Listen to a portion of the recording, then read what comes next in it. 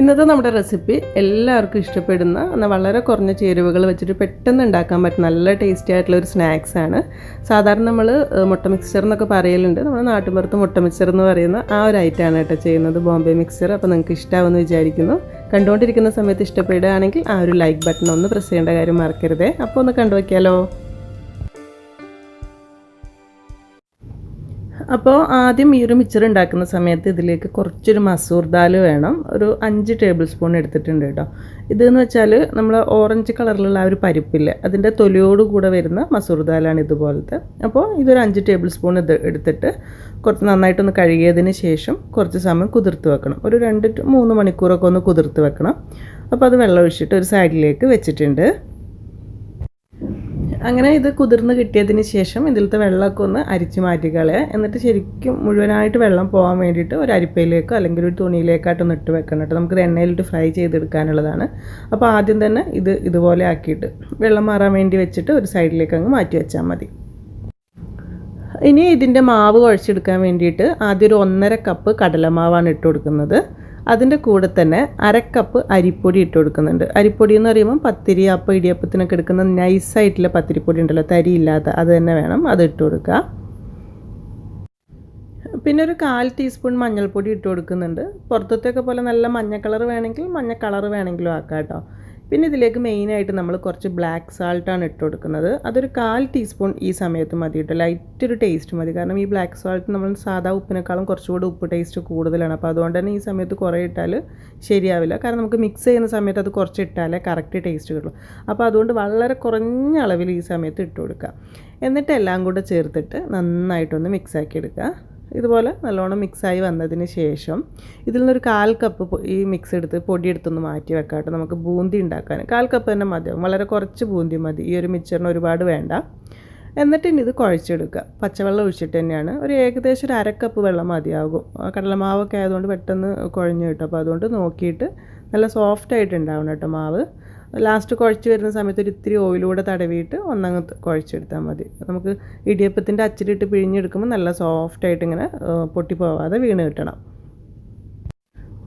മാവ് ഇതുപോലെ നല്ലോണം കുഴച്ചെടുത്താൽ പിന്നെ റെസ്റ്റ് ചെയ്യാൻ വെക്കേണ്ട ആവശ്യമൊന്നുമില്ല. നമ്മൾ ഇടിയപ്പത്തിൻ്റെ ഏറ്റവും ചെറിയ ഹോൾ വരുന്ന ഇതുപോലത്തെ ചെറിയ ചില്ലുണ്ടാവില്ലേ, ഏറ്റവും ചെറുതിൽ വേണ്ടിയിട്ട് ഉണ്ടാക്കിയെടുക്കാൻ. അപ്പോഴാണ് കറക്റ്റ് നല്ല ടേസ്റ്റ്. അപ്പോൾ ഇതിലൊക്കെ ഒരു ഇത്തിരി ഓയിൽ ബ്രഷ് ചെയ്ത് കൊടുക്കുന്നുണ്ട് ആ അച്ചിൽ മൊത്തത്തിൽ. എന്നിട്ട് അതിലേക്ക് പാകത്തിനുള്ള മാവ് നന്നായിട്ട് നിറച്ചെടുക്കുക. മാവ് നിറച്ചതിന് ശേഷം ഇവിടെ തന്നെ ജസ്റ്റ് ഒന്ന് പിഴിഞ്ഞ് നോക്കിയാൽ മതി. അപ്പം കറക്റ്റായിട്ട് വരുന്നുണ്ടോ എന്നുള്ളത് അറിയാമല്ലോ. മുറിഞ്ഞ് പോവാതെ കറക്റ്റായിട്ട് വരുന്നുണ്ടെങ്കിൽ പാകമായിരിക്കും. അല്ലെങ്കിൽ ഇത്തിരി ടൈറ്റ് ആയിരിക്കും, ഒന്നുകൂടി ലൂസാക്കേണ്ടി വരും. അപ്പോൾ ഈ ഒരു രീതിയിൽ നല്ല ചൂടുള്ള എണ്ണയിലേക്ക് ഇങ്ങനെ ചുറ്റിച്ച് കൊടുത്താൽ മതി. നല്ല ഉഷാറായിട്ട് തന്നെ വരുന്നുണ്ട്. ഒരു 2-3 ചുറ്റിക്കൽ മതി കേട്ടോ. അപ്പോൾ പെട്ടെന്ന് തന്നെ ഫ്രൈ ആക്കി എടുക്കാമല്ലോ. പിന്നെ ഇത് പെട്ടെന്ന് തന്നെ റെഡിയായി കിട്ടുകയും ചെയ്യും. വളരെ ചെറിയ നൂല് പോലെയല്ല. അപ്പോൾ അതുകൊണ്ട് ഒന്നങ്ങ് വന്നാൽ അപ്പോൾ അതേക്ക് ഒന്ന് പോകുമ്പോൾ പെട്ടെന്ന് തിരിച്ചിട്ട് കൊടുക്കുക. തിരിച്ചിട്ടാലും ഏകദേശം ഒരു 30-40 സെക്കൻഡിനുള്ളിൽ ഫ്രൈ ആയിട്ട് കിട്ടും കേട്ടോ. കാരണം കൂടുതൽ ഫ്രൈ ആയി കഴിഞ്ഞാൽ മൊത്തത്തിൽ കളറ് മാറിപ്പോകും, കൂടുതലും മുരിഞ്ഞു. നമുക്ക് നല്ലോണം ക്രിസ്പി ആവണം, പക്ഷേ ആ ഒരു കളർ ഒരുപാട് മാറണ്ട. കാരണം ഇത് എണ്ണയിൽ നിന്ന് എടുത്ത് ഇങ്ങോട്ട് വെച്ച് കഴിഞ്ഞാൽ പിന്നെ ആ ചൂടിൽ ഒന്നും കൂടെ ഒന്ന് റെഡി ആവാനുണ്ട്. അപ്പോൾ ആദ്യത്തെ ബാച്ച് റെഡി ആയിട്ടുണ്ട്. ഇതൊരു സ്ട്രെയിനറിലേക്കോ ടിഷ്യൂലേക്കായിട്ടോ ഒന്ന് മാറ്റി വെക്കാം. ഏകദേശം നമ്മൾ എടുത്ത അളവിൽ ഇതുപോലൊരു 7-8 പ്രാവശ്യമൊക്കെ ഇങ്ങനെ ചുറ്റിച്ചെടുക്കാനായിട്ടുണ്ടാവും. അപ്പോൾ ബാക്കിയുള്ളതൊക്കെ നമുക്ക് ഇതുപോലെ തന്നെ ഫ്രൈ ചെയ്തെടുക്കുകയാണ് വേണ്ടത്. അപ്പോൾ തീ എപ്പോഴും ഒരു മീഡിയം ടു ഹൈ ഫ്ലെയിമിൽ ഇട്ടിട്ട് തന്നെ ചെയ്യാം കേട്ടോ. എല്ലാം അപ്പോൾ ഇതുപോലെ തന്നെ ഫ്രൈ ചെയ്തെടുത്ത് റെഡി ആയിട്ടുണ്ട്. അപ്പോൾ നമ്മുടെ സേവ റെഡി ആയിട്ടുണ്ട്. ഇതൊരു സൈഡിലേക്ക് മാറ്റി വെക്കാം. ഇനി ബാക്കിയുള്ള കാര്യങ്ങളൊക്കെ നോക്കാം. ഇനിയിപ്പോൾ ബൂന്തി ഉണ്ടാക്കാനായിട്ട് നമ്മൾ ആദ്യം മാറ്റി വെച്ച കടലമാവിൻ്റെ മിക്സ് ഉണ്ടല്ലോ, അതിലേക്ക് ഒരു 2-3 ടേബിൾ സ്പൂൺ വെള്ളം ഒഴിച്ചിട്ട് ദോശമാവിൻ്റെ ഒക്കെ ഒരു കട്ടിയിലൊന്ന് കലക്കിയെടുത്താൽ മതി. ഒരുപാട് ലൂസും അല്ല, എന്നാൽ കൂടുതൽ ടൈറ്റും അല്ലാത്ത രീതിയിൽ എണ്ണയിലേക്ക് ഇങ്ങനെ മണിമണിയായിട്ട് വരാനുള്ള രീതിയിൽ. അപ്പോൾ ഇത് മിക്സ് ആക്കുന്ന സമയത്ത് അത്യാവശ്യം നല്ലോണം പൊങ്ങി വരാൻ ഒരു നുള്ളു ബേക്കിംഗ് സോഡ ഉണ്ടെങ്കിൽ ഇട്ട് കൊടുക്കുക. ഇല്ലാതെയും ചെയ്യാൻ കുഴപ്പമൊന്നുമില്ല. പിന്നെ മഞ്ഞ കളർ വേണമെങ്കിൽ ഒരു നുള്ളു മഞ്ഞ കളറൊക്കെ നമുക്ക് ഇഷ്ടത്തിനനുസരിച്ച് ചെയ്താൽ മതി കേട്ടോ. ഇനി ബൂന്തി ഫ്രൈ ചെയ്തെടുക്കുന്ന സമയത്ത് എണ്ണയ്ക്ക് നല്ല ചൂടുണ്ടാവണം. അപ്പോഴാണ് പെട്ടെന്ന് പൊങ്ങി വരിക. എന്നിട്ട് ഇതുപോലെ ഹോളുള്ള ചെറിയ തവി ഉണ്ടല്ലോ, അതിലേക്ക് ഒരു സ്പൂൺ ഒഴിച്ചു കൊടുക്കുക. എന്നിട്ട് ജസ്റ്റ് ഇങ്ങനെ ഒന്ന് ചുറ്റിച്ച് കൊടുത്താൽ മതി. ഒരു സ്ഥലത്ത് തന്നെ വെക്കണ്ട. അപ്പോൾ ഇങ്ങനെ മണിമണിയായിട്ട് താഴേക്ക് വീണോളൂ. ബൂന്തി ആക്കിയെടുക്കുന്ന സമയത്ത് ഈ പറഞ്ഞ പോലെ എണ്ണയ്ക്ക് നല്ല ചൂടുണ്ടെങ്കിലാണ് കേട്ടോ ഇതുപോലെ പൊങ്ങി വരുള്ളൂ. അതൊന്ന് ശ്രദ്ധിക്കണേ. ചൂട് കുറഞ്ഞാൽ പൊങ്ങി വരില്ല. പിന്നെ ഇത് പെട്ടെന്ന് തന്നെ ഫ്രൈ ആയി കിട്ടുകയും ചെയ്യും കേട്ടോ. അപ്പോൾ അതുകൊണ്ട് അത്യാവശ്യം കുറേ ആക്കാൻ നിൽക്കേണ്ട. കുറച്ച് ഇതുപോലെ ആക്കിയിട്ട് ഒന്നങ്ങ് ഫ്രൈ ആവുന്ന സമയത്ത് കോരി മാറ്റിയിട്ട് അങ്ങനെ 2-3 പ്രാവശ്യമായിട്ട് ചെയ്താൽ മതി. പിന്നെ ഇതിലേക്ക് നമുക്ക് കുറേ ബൂന്തിൻ്റെ ആവശ്യമില്ല കേട്ടോ, വളരെ കുറച്ച് തന്നെ മതി. 1/4 കപ്പിൻ്റെ തന്നെ കറക്റ്റ് ആയിരിക്കും. അപ്പോൾ അതൊരു സൈഡിലേക്ക് മാറ്റി വെക്കാം. എന്നിട്ട് ആ എണ്ണയിലേക്ക് തന്നെ കുറച്ച് കറിവേപ്പിലയും കൂടെ ഇതുപോലെ അങ്ങ് ഫ്രൈ ചെയ്തെടുക്കുന്നുണ്ട്. പിന്നെ നമ്മൾ സാധാരണ നമ്മൾ കേരള മിച്ചറിൽ ചെയ്യുന്ന പോലെ ഉണക്കമുളക്, വെളുത്തുള്ളി അങ്ങനെയൊന്നുമില്ല കേട്ടോ. കറിവേപ്പില തന്നെ നിർബന്ധമില്ല, പിന്നെ ഞാനൊരു ഭംഗിക്ക് ഇടുന്നു എന്ന് മാത്രമേ ഉള്ളൂ. ഇനിയാണ് നമ്മൾ ആദ്യം കുതിർത്ത് മാറ്റി വെച്ചിട്ടുള്ള നമ്മളെ മസൂർ ദാൽ ഉണ്ടല്ലോ, വെള്ളമൊക്കെ നല്ലോണം കളഞ്ഞെടുത്തിട്ടുണ്ട്. അത് ഈ ചൂടായിട്ടുള്ള എണ്ണയിലേക്ക് ഇട്ടിട്ട് ഫ്രൈ ചെയ്തെടുക്കുകയാണ് വേണ്ടത്. ഇതാണ് നമ്മൾ ആ ഒരു മുട്ട മിച്ചറിൽ ഇങ്ങനെ ചെറുപയർ പോലെ കാണുന്നുണ്ടല്ലോ, അത് ഈ ഒരു സംഭവമാണ്. എടുത്ത് ഫ്രൈ ചെയ്ത് വരുമ്പം അത് കറക്റ്റ് ആയിക്കോളും. പിന്നെ ഇത് നല്ല ക്രിസ്പി ആയിട്ട് പൊരിഞ്ഞ് വരാൻ കുറച്ച് സമയം കൂടുതൽ എടുക്കും കേട്ടോ. അപ്പോൾ അത് നോക്കിയിട്ട് തന്നെ ഫ്രൈ ചെയ്യണേ. ഞാനിപ്പോൾ വീഡിയോ ഇങ്ങനെ കട്ട് ചെയ്ത് എടുക്കുന്നത് കൊണ്ട് പെട്ടെന്ന് എണ്ണയിൽ നിന്ന് എടുക്കുന്ന പോലെ തോന്നുന്നതാണ്.